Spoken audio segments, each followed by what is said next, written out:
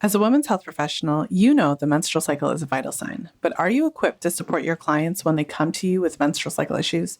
Do you know how to read complex menstrual cycle charts? Do you have step-by-step protocols to deal with irregular bleeding patterns, abnormal cervical mucus, chaotic basal body temperatures, and progesterone issues? That's where FAM comes in. The Fertility Awareness Mastery Mentorship Program is designed specifically for women's health professionals with busy practices. We've cut out all the fluff so we can be laser focused on what you need to know to serve your clients better. Registration is now open for the next class of FAM. Classes start on February 27th, and we've extended early bird registration until February 9th. Apply today at fertilityfriday.com/FAMLive. That's fertilityfriday.com/FAMMLIVE. This is the Fertility Friday podcast, episode number 506.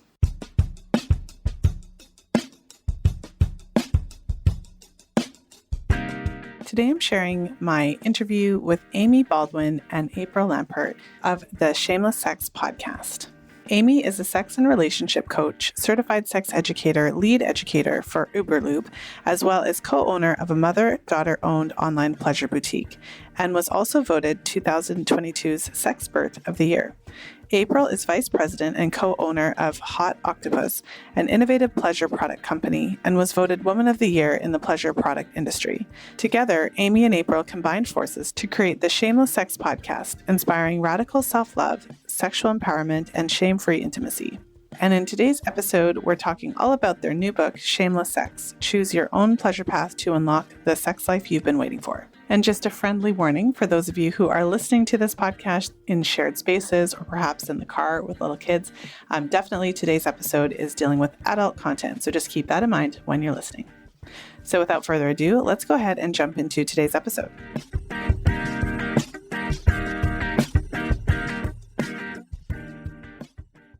So I'm really excited to have Amy and April back on the show. It has been years.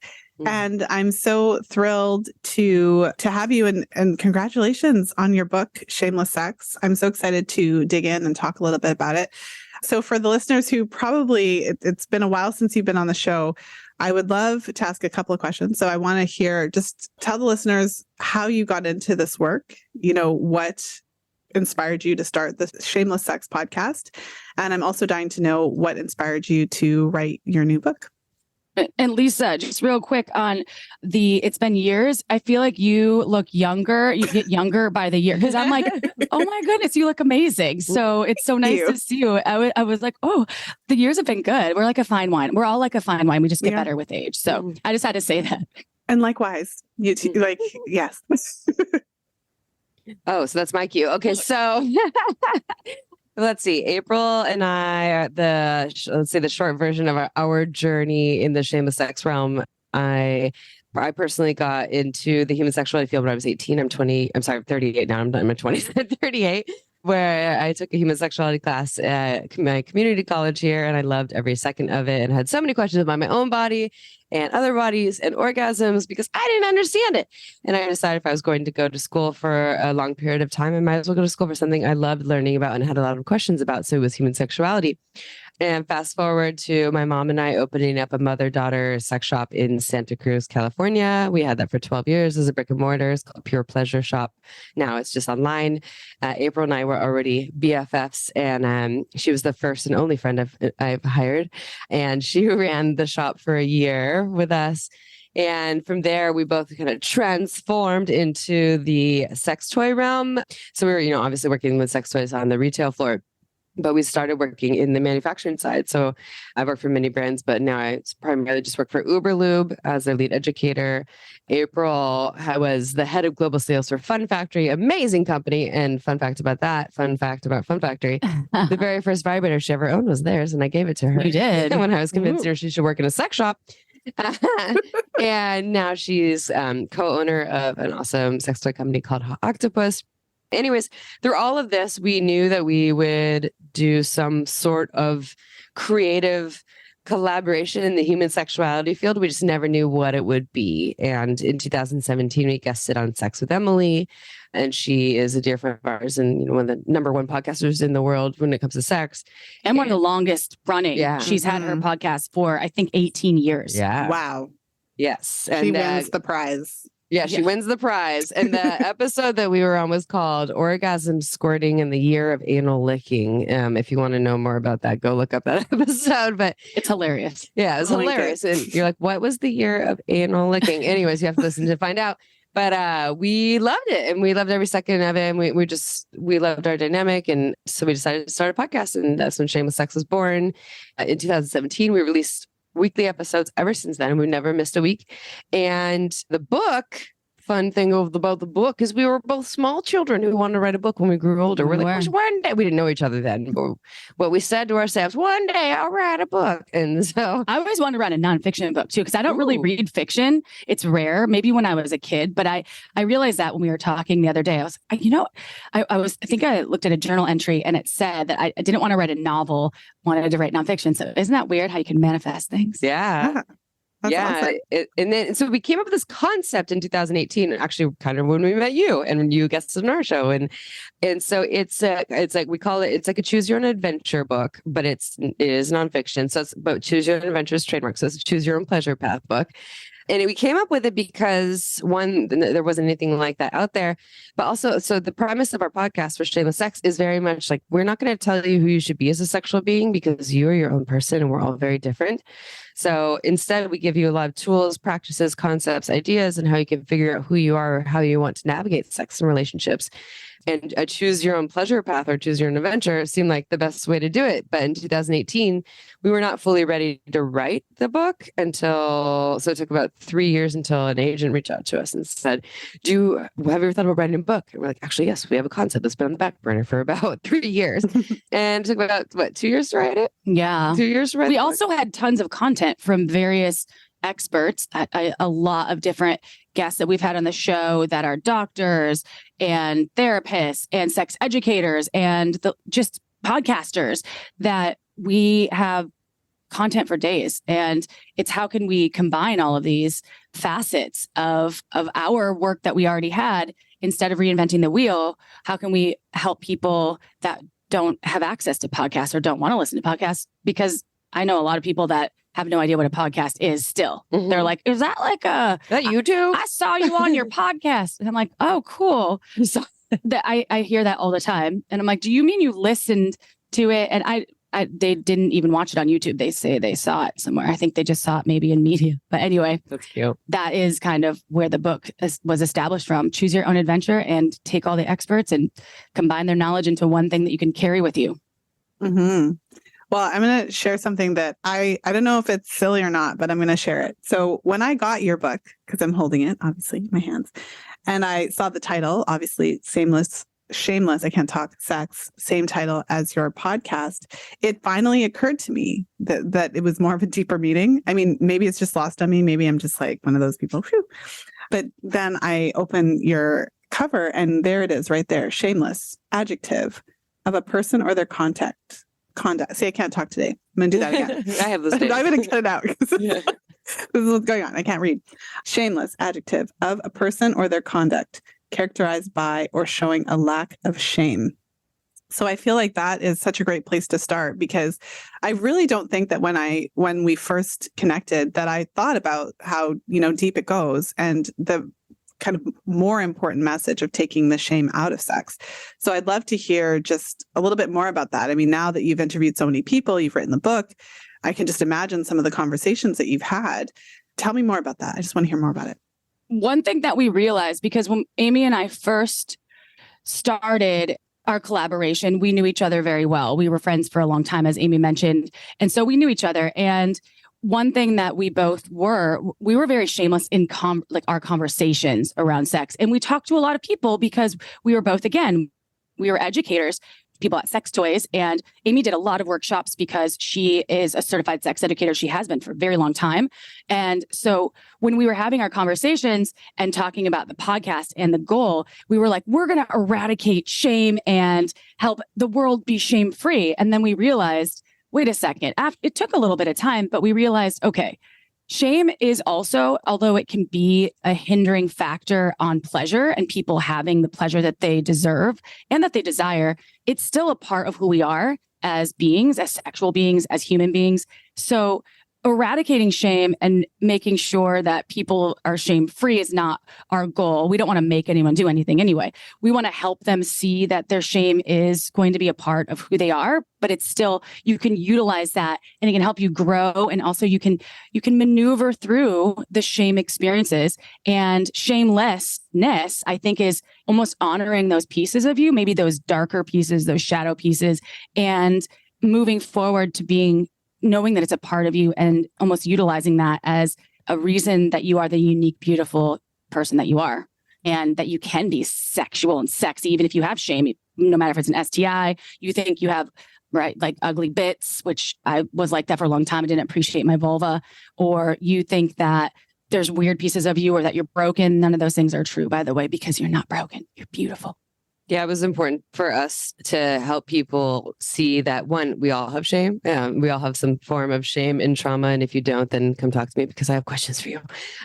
Because it's just, and it continues to come throughout our lives. So instead of like, let's get rid of shame and just be as clean and pure as possible, which is just not real and not possible, not true. It's how can we use it as a teacher and have tools so that when shame continues to come, because it can or will likely, or also adding trauma to that, now we are more equipped to work with it so that it becomes less impactful in a negative way and less of an armor that we're wearing where we feel stuck and disconnect from our bodies and our sexuality and our partners in a way that feels like it's limiting our lives. And we did trademark Shameless Sex, so that's also why it makes sense to use it for the book, because it makes it's such a they're together. They're a couple. Are both in our podcast. Yeah, for sure. Well, so I haven't had an episode on sex in a while on my podcast. And there's something I kind of ponder because I turned 41 just a little while ago. And I am starting to, I have for a while, but I guess there is some maturity there, whether I want to admit it or not. And when I'm working with some of my younger clients who are in their 20s, I do see a difference. So I'm curious of your perspective. So this might be a bit of a long ramble, but we'll go with it. So I talk about the pill a lot, obviously. And I feel like there was this whole idea that the pill was supposed to like free us of our hindrances, right? And like open up the sexual revolution and make it so that we could just have all this sex without having the consequence of getting pregnant. And what's interesting about that is I feel like, and this is just my opinion, and I could be wrong, the younger generation now has gotten to the point where there's now an expectation that they're on the pill. And that comes with this expectation that he's not going to wear a condom when we're talking about a gendered relationship. And then, so this so-called liberation results in all these women who aren't even comfortable enough to negotiate safer sex or whatever, let alone an orgasm, let alone the pleasure piece.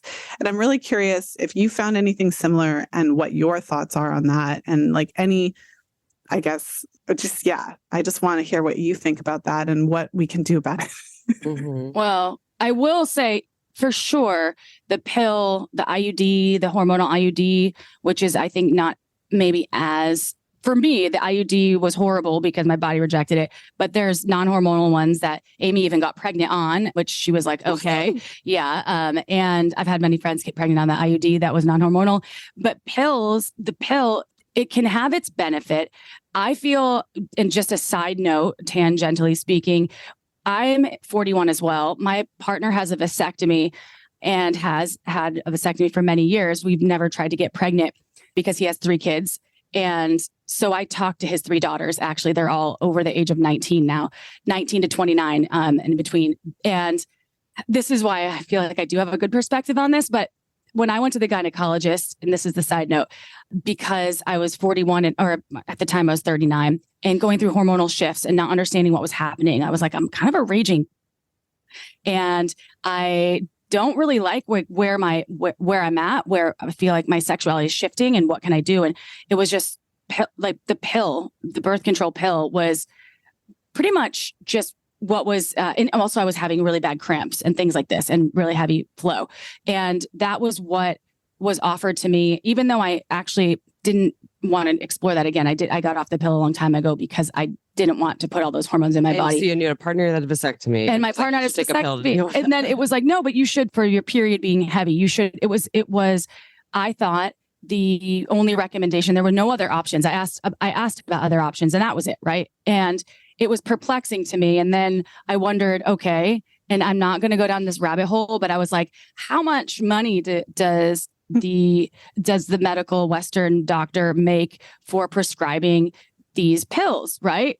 And you can go down a rabbit hole if you like, because there are a lot of wonderful researchers who will tell you things about what the pharmaceutical doctors get for recommending these pills, right?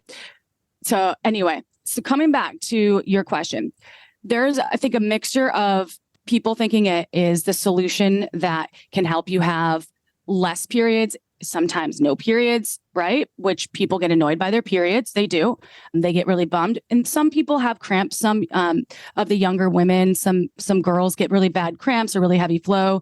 So maybe it can help them and make sense for them if it's debilitating and they have to miss school because they can't move. So I get that. But there's also just media that's more sexualized too, right? You can see a lot more people out there talking about their sex educators on TikTok that don't have any qualifications. They're not licensed to do anything. They're just talking about how to do, some kind of oral pleasure on like a penis, or usually on a penis. And I think that all of this gets soaked up with our youth, and we don't have real people out there giving quality information that is accessible to teenagers to let them know what else is out there besides what they're consuming on the media. Now, this is a generalization, and that's not the case for every region of the United States or Canada. I know that it can vary from county to county or province to province or wherever you are, and country to country. However, I do think that when I've seen my stepdaughter, who's now 19, and I met her when she was 11, and the amount of kids that had cell phones that were sending nudes at 12 years old, I was like, whoa, that is scary, because it's a real thing, sending nudes, and it gets thrown around the school. And that's another form of showing your body, and people expecting, like, the dudes are asking for it. I want to see. So all of these things wrapped into the package of this 2023, almost 2024, and this very modern take on sex being what you have to do. And now you take pregnancy out of it, but you still can't take STIs out of it, because that's a very, very real part of having sex with anyone in the 21st century. But what if you're clean? I'm clean. Yeah, it's fine. That's impossible. So I'm going to stop there. But yes, to what she said, or because I think it kind of spurs up what you're saying, like the oral sex piece. What I'm hearing with what you asked is the penis-centric model for sexuality. Very much like, okay, what pleases the penis? And you're on the pill, right? So like we're good, and I'm clean, so we should be fine. We don't have to think about all these other things. So it's this thing that's like expected, and then if you're not on it, then there might be something wrong with you. No, I'm not on the pill. Wait, why aren't you on the pill? Well, and so like, but so it's like this one-sided conversation of who should show up and take care of the fertility piece, and then we're disregarding STIs, STDs altogether. And the penis owning human isn't taking any responsibility for this act or various acts that are going to be happening. And I think that that's just a problem. It's a problem that continues on. And it's beyond birth control. It's with pleasure too. There's the orgasm gap is a real thing. We still live in a very penis-centric model for pleasure, meaning like he comes first, or maybe not first, but his coming or pleasure is more important, like that. And people have compliant sex. Yeah. A lot of young women do have compliant sex. I'm guilty of that when I was in my and what teens and is 20s. So what is compliant? I think I know, but share with us what is compliant sex, and the other thing that you said, which is, but I think what you're, that one. Yeah. Orgasm. Yeah. The orgasm gap is, if we're talking about like, cis men, cis women, so people born with person born with a penis who identifies as man or male, and cis women's same, but female, that there is a huge gap there where the penis owning folks are having a lot more easy access, or they're having more orgasms than the vulva owning partner. So this is speaking primarily heterosexual relationships. And a lot of times it comes from the lack of understanding of the female anatomy. Mm-hmm. Yes. And also and the orgasm gap is related to so many things, like caretaking mentality or culture around women thinking like, I need to caretake someone else, especially my romantic partner's feelings or sexual needs before my own. They get put on the back burner. People pleasing when you're like, oh, well, I don't want to make him mad, so I'm going to do this, which comes to the compliant sex, right? The compliant sex is, it can be like maintenance sex or just tolerating, or this is what I should do. And this happens in short-term casual experiences to long-term relationships. So I would probably, like, if I were to define that, I would say, so he's using your body as a masturbation tool. Is that compliant sex? And you're choosing to potentially do that if it is a consensual experience. You haven't said no. You're just kind of like, oh, this is what I have to do. Yeah. You're not so it's enjoying consensual, but you're consenting to him using. And the way that I would think about that is that you're not necessarily like deriving a whole lot of pleasure from it, but you're going to participate in it for all of the reasons that you're going to do that. Yeah. And not necessarily, I think that's part of what I was kind of thinking of too, which is that there seems to be, and I don't know the reason because I'm not the sex person, but I think that porn has a lot to do with it. The kind of like male centric, like you said, penis centric scenario where everybody knows how to make that thing do what it needs to do, but then people seem to be clueless as to how to, support the female in enjoying herself. I suppose that's kind of one of those things where I wonder sometimes, and this comes from legitimate client.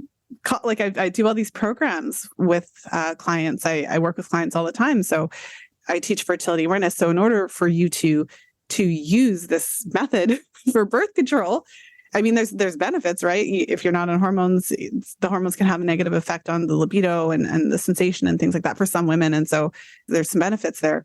But in order for it to work, you have to have a partner who's willing to play ball. You have to have a partner who's willing to work with you, because there's going to be times when you can't just be accessed for sex without some sort of plan or protection or something like that.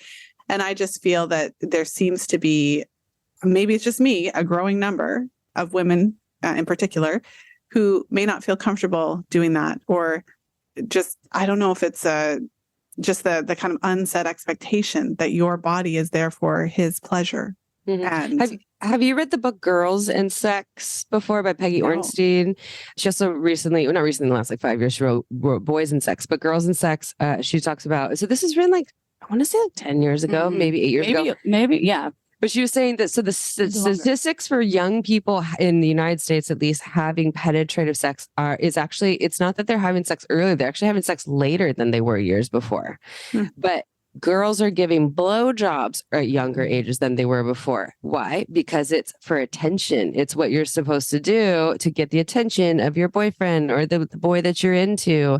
To keep their love, or to keep them. And this was a thing. I'm 38 now. This was a thing when I was a teenager too. I remember this being a thing. And so this is all the same, like this, and it's compliancy is a huge part of it too, is like, I might not want to do this, but if I don't do this, then I'm going to lose my boyfriend, or I'm not going to get the attention. I don't get any touch. I don't get any affection. And it's like built in and ingrained in this culture that we're living in. And it's really problematic.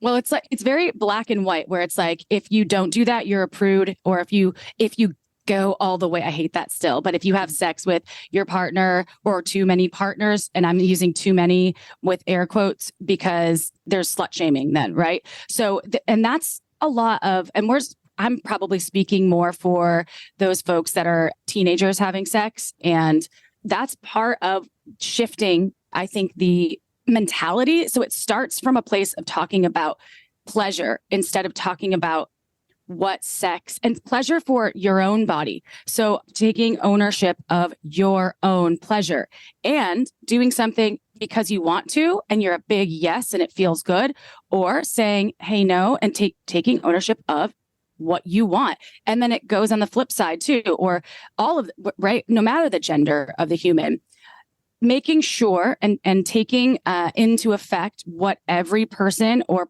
people throughout your sexual journey, what their pleasure is like, and honoring their yeses, their nos, their maybes, instead of expectations or shame when something happens, or someone isn't orgasming when you thought they should, or your body's shifting and not cooperating to your sexual experience. So it's all kind of linked to this it's more than sex education. It's honoring your body, your pleasure. Your body does keep the score, right? You can't say I'm sorry. Don't say I'm sorry with your body. And that's a big piece that I remember so many times growing up in my youth, almost saying sorry with my body. Or saying thank you with my, like, oh, well, they bought me dinner or they took me out in my 20s. So I have to do this. I should do that. And I hate that that is something that I did, but it's true. I totally remember times when that was the case. Or also I remember, and this still happens too, like if you started making out with the guy, you owed him more, right? Like you can't just be this make out, like now something has to happen with genitals, or we touch genitals. Now it has to be intercourse, which also is very common in long-term relationships. Like once you start to have the intercourses, it's like, okay, we can't just make out anymore. And then people miss it. They're like, I miss making out. I miss when it wasn't just like from point A to point B every time. It's the same every single time. And then we have people that are really unhappy in their relationships because they want variety and they don't want to feel that pressure, but always have to go one way.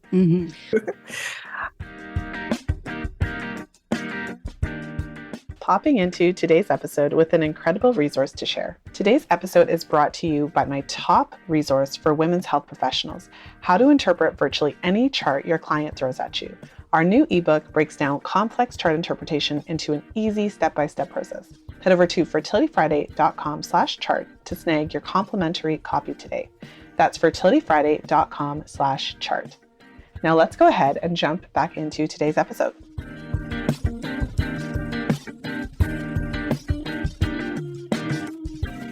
Okay, so I have a question about all of this, because then what are some of the ways that you found? What are some of the things we can do, or the ways that we can talk to our partners? Or so going with the kind of gendered scenario, heterosexual relationship, you have, a woman in a situation like this where she either just doesn't feel comfortable. Maybe she feels like I could never do something like fertility where it's come off the pill because like I could never negotiate with my partner. I just never feel that comfortable or whatever it is. Or you have someone who's been in a relationship or who's been with a number of partners and has never actually had an enjoyable orgasm in a partnered relationship. What are some of the ways that you found that we can actually make that happen, negotiate that?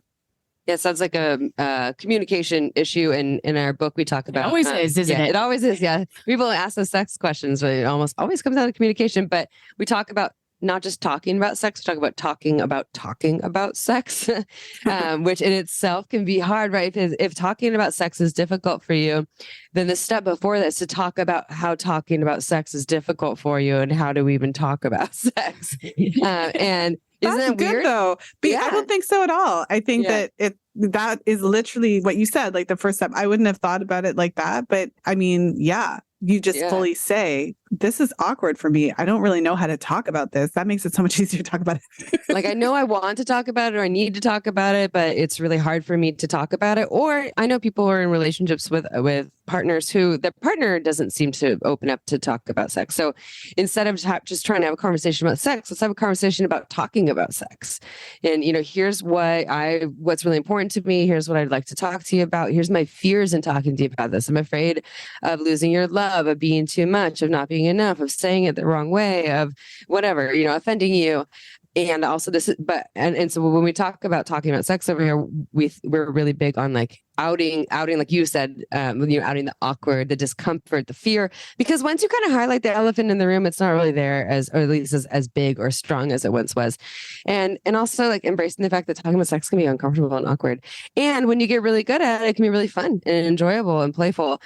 And so, I think that's like the outing the elephant in the room, and then also conveying the level of importance to you. I think when a lot of people talk about sex, hey, here's something that I'm really interested in trying, or I want to get off the pill and do the fertility awareness method instead.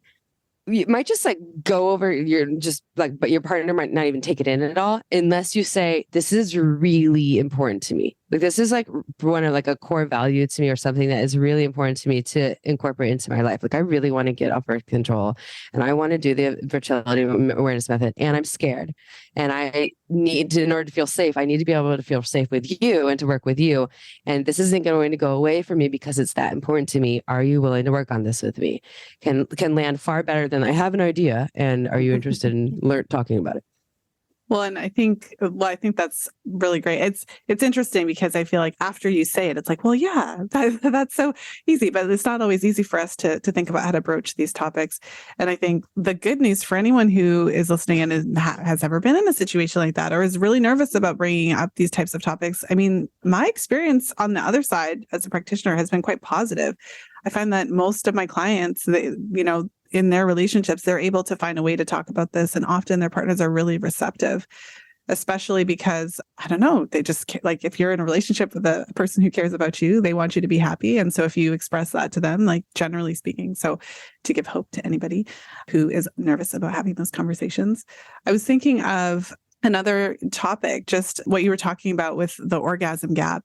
Maybe talk a little bit more about that and what you found. I mean, what you found is, I suppose the solution is maybe not the best way to say it, but for women who are in those situations, how have you found this to resolve? Like, what do we do if she's not getting as many orgasms as he's getting, and again, in a gendered scenario?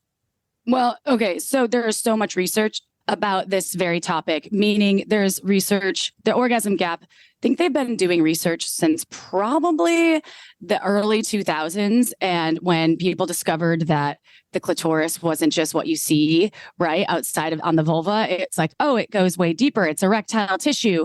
Oh, wait. There are people that are women that are cis women. They're composed of the same exact erectile tissue. And the same exact, with Emily Nagoski actually talks about this in her book, which is called Come As You Are. It's genius. Anybody that loves a vulva or owns a vulva, definitely check out her book, because it's like we're all made of the same parts, just arranged in different ways, is sort of what she kind of says. And it goes really into the science. And the orgasm gap talks about how folks that are clitoris owners take on average 4 times longer to get blood flow, to get arousal, to become in that state of why foreplay is so important, but in that state of like, oh yeah, I'm ready for action. I'm ready for a sexual experience. 4 times doesn't sound like that much, but it actually is. When you're a penis owner and in your hard and you're like, hey, I'm ready to go. That's not necessarily the time to go if you're with a partner that has a vulva. No, that means it's time for y'all to focus on arousal and how to get the blood flow. And the orgasm gap is sort of understanding not only this part of the anatomy and how long it takes your partner, because it could vary, take your partner 5 times longer. Your partner could maybe be on certain hormonal birth control methods that maybe the libido is shifting and it takes a lot more than that. You don't know, because each person is different and their experience is different.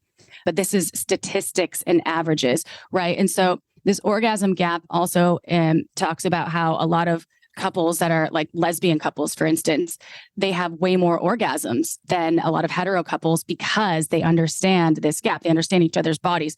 So educating yourself, if you are a dude and you're with your partner that is a woman, that identifies as a woman that has some vulva and clitoris parts, then learn about their pleasure, learn about what they like, ask questions, do some mutual masturbation, or just watch them masturbate so you can figure out like what turns her on. And that can help close this gap. It's education, like everything else in communication, right? It's about learning and not assuming that what you see in porn, because porn is great for entertainment, right? It is a great entertainment tool, but for education, Amy and I have talked about this so many times, it's not recommended. It's just not practical to think that what you see these actors doing is possible in real life. So they're trained professional athletes almost, right? Sexual athletes. So those are the pieces that I wanted to share. I don't know if you have anything to add, Amy. That's what came up for me. Yeah, I agree with all that. And I was thinking back to a relationship. So I like what you said, Lisa, about how a lot of people are like really, really, when you're actually like, let me talk to you about sex. Here's what I want. Here's what I need. Here's what I desire. And I'm going to bring this to the orgasm gap piece. But most people are pretty receptive unless you're like, I'm not having orgasms. This is your fault. This is all. You're a bad lover.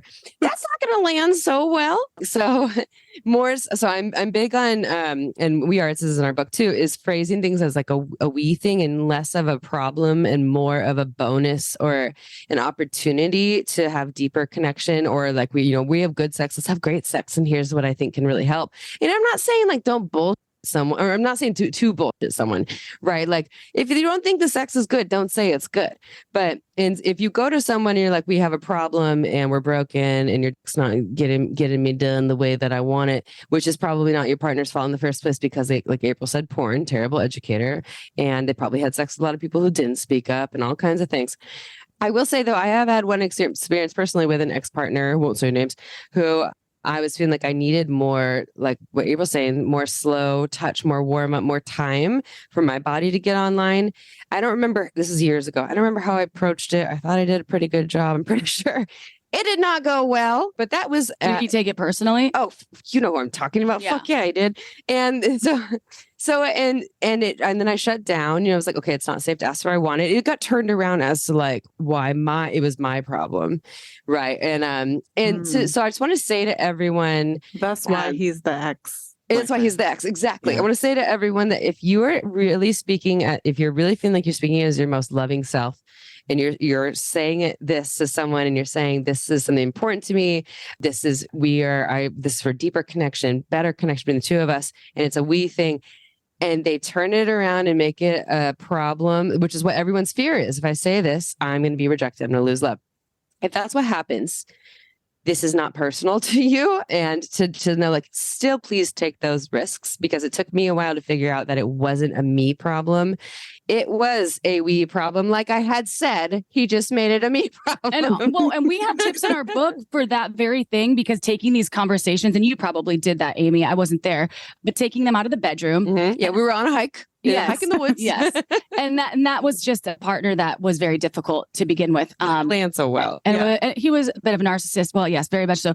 And this is not about him, because we have pieces and chapters in our book, like chapter 4. It's about talking about sex and about how to approach these sometimes difficult conversations. And there are methods to the madness, but absolutely what Amy said, if someone's being a total D-bag, when you're bringing it up in a way that in an environment, and it's not about them, it's about what your goal is, and this is important to you, then you could always get help, outside help. You could get a therapist or a mediator. And sometimes that's hard too. And people think you're broken. And something wrong with us? We're broken that we need therapy? No. I'll just offer one real quick tip. It's in our book too, so I won't talk too much about this. But if you're feeling like there's an orgasm gap or a pleasure gap, or your partner doesn't understand your pleasure, or you want to understand your partner's pleasure more, giving and receiving nights are really helpful. Meaning it's an exercise where if April and I were doing this, April's the giver one night, I'm the receiver, and as the receiver, I don't give that night, or maybe it's a day, whatever. But it's an opportunity for April to touch my body, to figure out what I like, to make it all about me, because this is also receiving barrier when it comes to orgasm gaps. So receiving barriers do often a part of it, or worthiness barrier. And so then my partner, so if it's April's partner, she could actually see, it takes longer for Amy's body to get online than my body. Interesting information. So if you take it not like a clinical context, but outside of a typical, like we're all going to get some context, it can be really helpful. You can take genitals off the table entirely. You could if you want to. Which, yes, or not. But a lot of times it's helpful just to see what the body wants rather than what the genitals want or need. There's a whole body. Yeah, I love that. That's such an interesting exercise, because it's sometimes hard to receive, like you said, if you don't feel worthy, or if you've never had a partner who's willing to like take the time to do that. So that's really, really great. I'm sure there's like a ton more. So as we start moving, as we start wrapping up for the day, I would love for you to tell us a little bit more about the book. We talked about, I feel like we scratched the surface on some of the challenges that couples might face in this area, but tell us a little bit about your book. You mentioned a couple little tidbits. What else can we expect to receive there? And then tell us where we can get it and all the great details. Okay. So our book is called Shameless Sex, and it is this choose your own pleasure path. And it's divided into 8 chapters. And we took our most commonly asked sex questions over the years of having our podcast. We get hundreds and hundreds and hundreds, if not thousands at this point, of sex questions. And they all sort of have a similar theme on some level, right? If you break them down, if you peel away some of the layers of them. So we categorized a lot of these questions and realized that they all kind of fit into these 8 categories. Am I normal? Am I broken? Are we broken? How can I spice things up? And so on, right? And so you can kind of start from the beginning. And Amy and I realized that how we curated the book, it's almost like a past, present, future, because if you want to become a sexual master, if you want to become a master in the bedroom, you want to, you want to please the D, or you want to conquer you need to start from the beginning of what are the reasons that there could be hangups, right? From within or from outside of the relationship, or let's address your shame. So you can take each chapter, and then we take real sex questions that are inside each chapter that sort of have that theme present. And then we have what's called a CYOPP. Mm-hmm. You down with CYOPP? Yeah, you know me. Mm-hmm. It's a choose your own pleasure path. And you can, it's sort of like, do you want to do X or Y? Then go to page 170 in chapter 7 to get this outcome. And then you're basically looking at the outcome that you desire. And you can either fast forward and just read that section or continue on. And the good news is it's the book that keeps on giving. So you can have it when you're 41. You can have it when you're 65. You can give it to your 18-year-old. You can read it when you're in your 20s.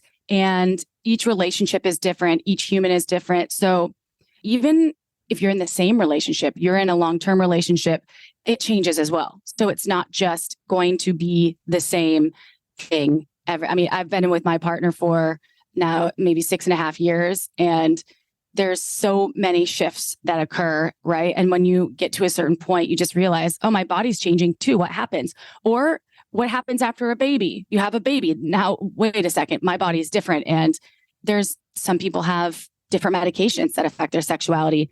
So the good news is it's one book, but it's multiple books in this one book that you can refer to again and again. And it's also funny. I love the humor that we put in it, because sex can be silly and playful. It doesn't have to be so serious or clinical.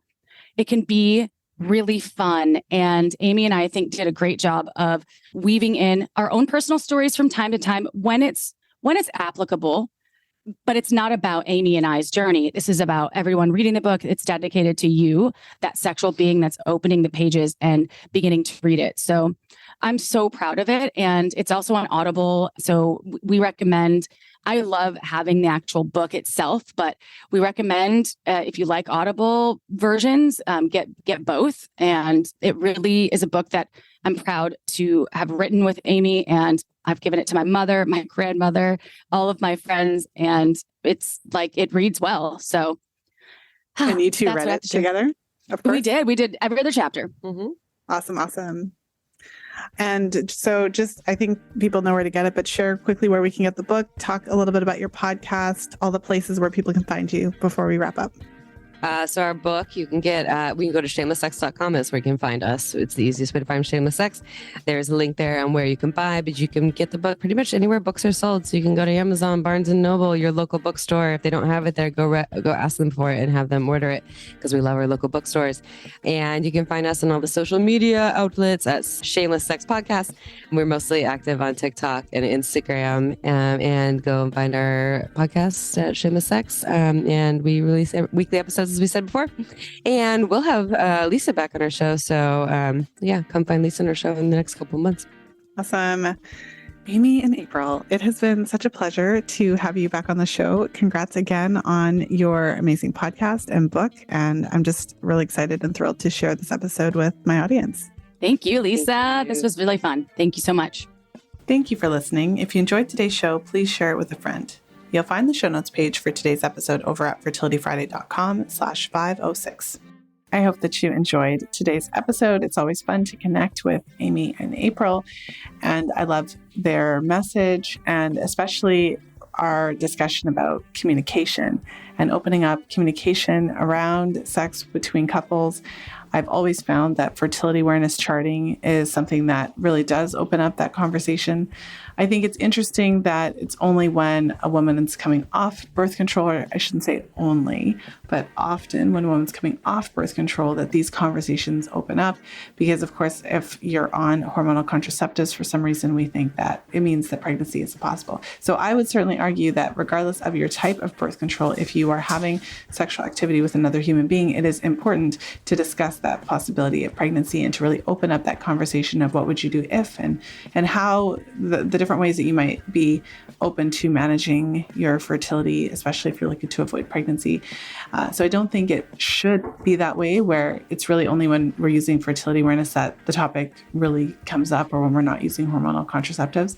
But I, either way, certainly encourage that open communication and the feedback I've had from many clients over the years is that when they're using a fertility awareness-based method and they're not relying on hormonal methods, that it really does open up those conversations, because you have to talk about what you're going to do, because fertility awareness is a method that does involve your partner's participation if it's going to be successful. So with that said, I hope you have a wonderful weekend, whenever you're tuning into the show. And of course, as always, until next time, be well and happy charting. And that's a wrap. If you're loving the podcast, then I know you'll love our Fertility Awareness Mastery Mentorship Program. It's a 9-month immersive experience that will completely transform the way you work with clients, allowing you to not only teach fertility awareness to your clients, but to use the menstrual cycle as a vital sign and diagnostic tool in your women's health practice. Our next class starts on February 27th, and early bird registration is open until February 9th, so there's still time to reserve your spot. There's no other program like this offered anywhere. Transform your practice in 9 months. Head over to fertilityfriday.com/famlive to apply now. That's fertilityfriday.com/FAMMLIVE.